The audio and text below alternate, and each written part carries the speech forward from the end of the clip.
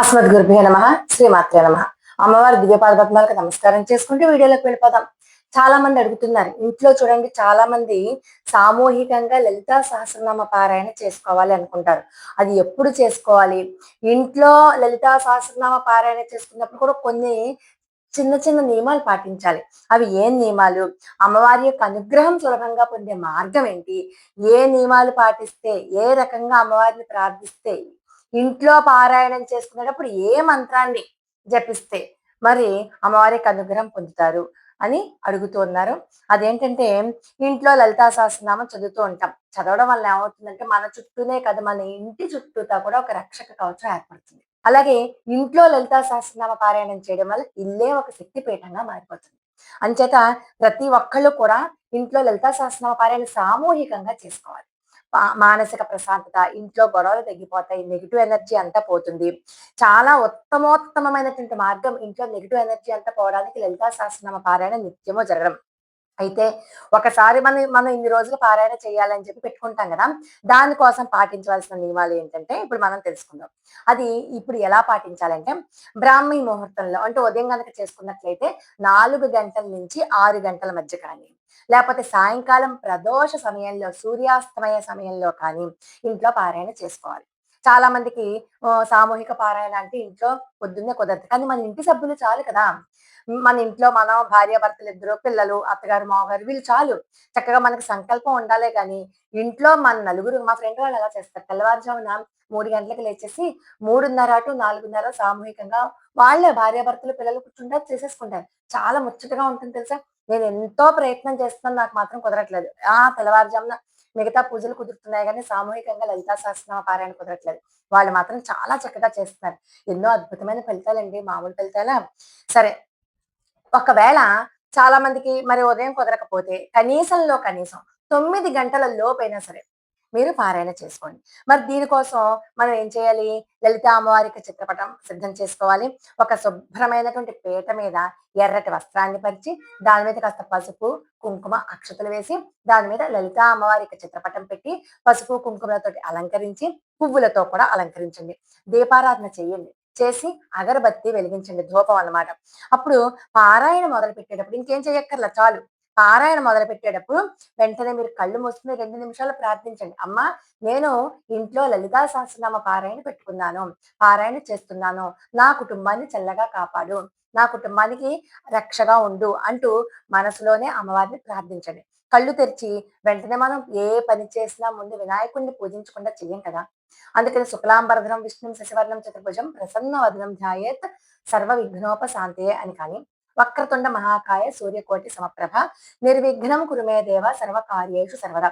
లేదండి మాకు ఈ శ్లోకాలు రావండి, గణపతి యొక్క స్వరూపాన్ని మనసా వాచ కర్మణ భావన చేసి ఒక నమస్కారం చేసి, ఏ ఆటంకాలు లేకుండా చూడు నాయన అని చెప్పి స్మరించుకోండి. ఆ తర్వాత గురు బ్రహ్మ గురు విష్ణు శ్లోకాన్ని చదువుకొని, ఆ తర్వాత మనం ఏం చేస్తాం, మొట్టమొదట అస్య శ్రీ లలితా సహస్రనామ స్తోత్రమాల మహామంత్రస్య అని చదువుతాం కదా, అక్కడి నుంచి మనం చదువుకోవాలి. అక్కడి నుంచి ఖచ్చితంగా చదువుకోవాలి. చదివినంత సేపు కూడా అమ్మవారికి దివ్యమైనటువంటి మూర్తిని చూస్తూ ఉండాలి. ధ్యాన శ్లోకాలు తప్పిపోకుండా చదువుకోవాలి. తర్వాత మీరు ఆ లలితా సహస్రనామ స్తోత్రాల్ని మొత్తం 182.5 శ్లోకాలని క్రమం తప్పకుండా, తప్పులు పోకుండా, ఛందోబద్ధంగా హాయిగా అందరూ కూడా కూర్చుని చదువుకోవాలి. ఆసనం కింద ఏం వేసుకుని కూర్చోవాలి. చాలా మంది నేల మీద కూర్చుండిపోతారు. అలా ఎప్పుడూ చేయకండి. నేల మీద డైరెక్ట్ గా కూర్చోకూడదు. చాపో, పీటో, మరీ కింద కూర్చోలేని వాళ్ళు కాస్త ఎత్తుపీట వేసుకుని కూర్చోండి. లేకపోతే కుర్చీ మీద కూర్చోండి. కానీ కుర్చీ మీద కూర్చున్న వాళ్ళైనా, పీట మీద కూర్చున్న వాళ్ళైనా మీ కూర్చున్న వాళ్ళకంటే తక్కువ ఎత్తులో అమ్మవారు ఉండకూడదు. కాబట్టి ఒక ఎత్తైన పీట మీద పెట్టుకుని అమ్మవారిని పెట్టుకోండి. అప్పుడు ఎవరైనా కుర్చీ మీద కూర్చున్నా కూడా ఇబ్బంది ఉండదు. అంటే మనకంటే తక్కువలో అమ్మవారు ఉండకూడదు, అమ్మవారి కంటే తక్కువలో మనం ఉండాలి. అంటే అమ్మవారి పైన ఉండాలన్నమాట. అందుకని అలాగా చాలా ముఖ్యం. ఈ నియమం మాత్రం చాలా చాలా చాలా ముఖ్యం. నిత్య పూజ గదిలో కూడా ఇదే నియమం వర్తిస్తుంది. నేల మీద అసలు కూర్చోకండి. చాప గాని, వస్త్రం గాని ఏదో ఒకటి వేసుకుని కూర్చోండి. అలాగే పుస్తకాన్ని చేత్తో పట్టుకోవడం కంట మీకు చక్కగా పుస్తకం పెట్టుకునే స్టాండ్ ఏమైనా ఉంటే దాని మీద పెట్టుకొని చదువుకోండి. అలాగే నైవేద్యంగా ఏం సమర్పించాలి అంటే పాలు, పళ్ళు, పానకం మీ ఇష్టం, మీకు ఏది అందుబాటులో ఉంటే అది నైవేద్యం చక్కగా పెట్టుకోండి. తీపి పదార్థం ఏదైనా పర్వాలేదు నైవేద్యంగా పెట్టుకోండి. అలాగే మీరు ఎప్పుడైనా సరే, ఎప్పుడు మీరు లలితా సహస్రనామ స్తోత్రం చదువుకున్నా సరే, ఉతికి ఆరేసిన బట్టలు మాత్రమే కట్టుకోవాలి తప్పితే, ఒకసారి కట్టి విడిచిన బట్ట బానే ఉంది కదా అని అదే బట్ట విడిచిన బట్ట మళ్ళీ కట్టుకోవద్దు. సంస్కృత పదాలు పలకడం చాలా కష్టం. ఆ ఉచ్చారణ దోషాలు లేకుండా చదువుకోండి. వీలైతే ఒక ఆడియో పెట్టుకొని, దాని తప్పులు లేని ఒక ఆడియో పెట్టుకొని, మన ఛానల్‌లోనే చెప్పాను. ఆ తప్పులు లేని ఒక ఆడియో పెట్టుకొని, చక్కగా మనం ఆ పారాయణ చేసుకోవచ్చు. అయితే దీపారాధన మాత్రం మీరు పారాయణ పూర్తయ్యేదాకా వెలుగుతోందో లేదో మాత్రం చూసుకోవడం తప్పనిసరి.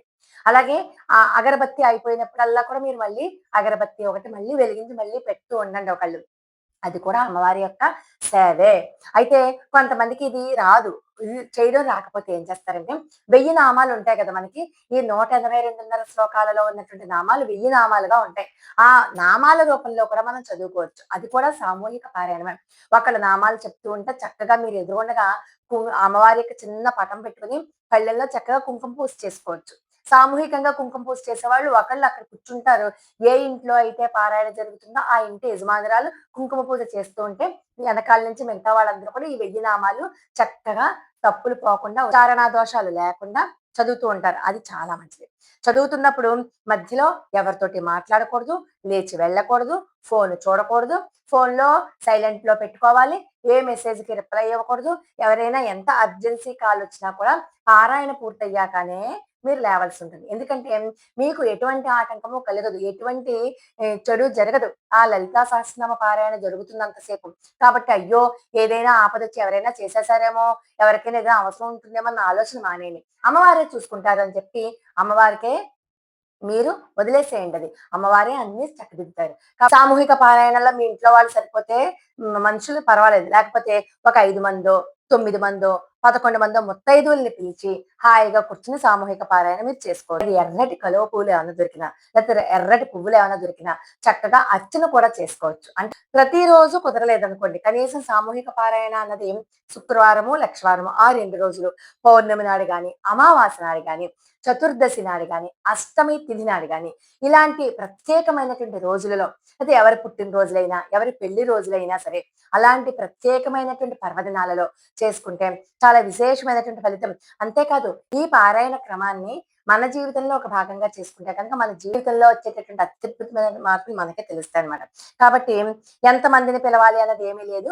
మీకు నచ్చినంత మందిని పిలుచుకోవచ్చు. తాంబూలం మాత్రం అంతా అయిపోయాక తాంబూలం ఏముందండి 2 తమలపాకులు, 2 అరటిపళ్ళు, ఒక వక్క ముక్క పెడతారు. బొట్టు పెట్టి చక్కగా వచ్చిన వాళ్ళందరికీ బొట్టు పెట్టి, కాళ్ళకి పసుపు రాసి తాంబూలం ఇచ్చి పంపించారనుకోండి. ఆ సుమంగళులకి ఇచ్చినటువంటి తాంబూలం యొక్క మహిమ మీ కుటుంబాన్ని కాపాడుతుంది. మీ భర్త ఆయుర్దాయాన్ని పెంచుతుంది. మీ మాంగళ్యానికి భరోసా ఇస్తుంది. వాళ్ళందరూ కూడా లలిత అమ్మవారి యొక్క స్వరూపమే. అందులో ఏ అనుమానం లేదు. అది చాలా మంచి ఫలితం. ఇంటికి ఎవరైనా వస్తే తాంబూలం ఇచ్చి పంపించడం అనేది మన పూర్వకాలం నుంచి వస్తున్నటువంటి ఆచారం.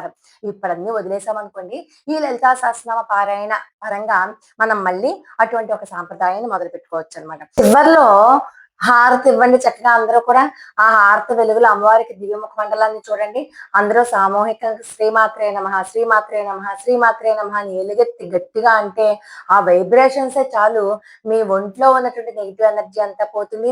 ఖచ్చితంగా బిగ్గరగా అంటూ ఓం శ్రీమాత్రే నమః, శ్రీమాత్రే నమః 21 సార్లు, 54 సార్లు, 108 సార్లు అలానే చాలా అంటే చాలా అందరికీ ఇంట్లో వాళ్ళకే కాదు ఎవరైతే సామూహిక పారాయణంలో పాలు పంచుకున్నారో వాళ్ళందరికీ కూడా మంచి జరుగుతుంది. మా పారాయణ ఇంట్లో ఉన్నటువంటి దారిద్ర్యం పోతుంది, గృహ కలహాలన్నీ పోతాయి, ఆస్తులు అన్ని కలిసొస్తాయి, అప్పుల బాధలు, రుణ బాధలు, శత్రుశేషము లేకుండా పోతాయి. అన్ని రకాలుగా కూడా ఆఖరికి వివాహం ఆలస్యం అవుతున్న వాళ్ళు ఆ ఇంట్లో ఎవరైనా ఉన్నట్లయితే మంచి సంబంధం కుదురుతుంది. అది ఆడవాళ్ళైనా, మగవాళ్ళైనా సరే.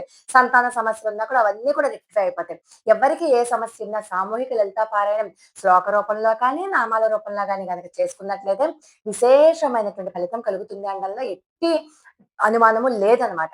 కాబట్టి ఈ పారాయణ చేసుకునేటటువంటి సమయంలో మాత్రం తలస్నానం చేయడం మర్చిపోకూడదు. మద్యం, మాంసాలకి దూరంగా ఉండాలి. సాత్వికమైనటువంటి ఆహారాన్ని మాత్రమే తీసుకోవాలి. ఉల్లి, వెల్లుల్లి కూడా వాడకూడదు. ఆ రోజు బ్రహ్మచర్యాన్ని పాటించాలి. వీలైతే నేల మీద పడుకోండి, లేకపోతే మంచం మీద పడుకోండి. సాత్విక ఉపవాసం చేస్తే మరీ చాలా మంచిది. ఒక్క పూటైనా ఉపవాసం చేయడానికి ప్రయత్నించండి. లోకా సమస్త సుఖినో భవంతు.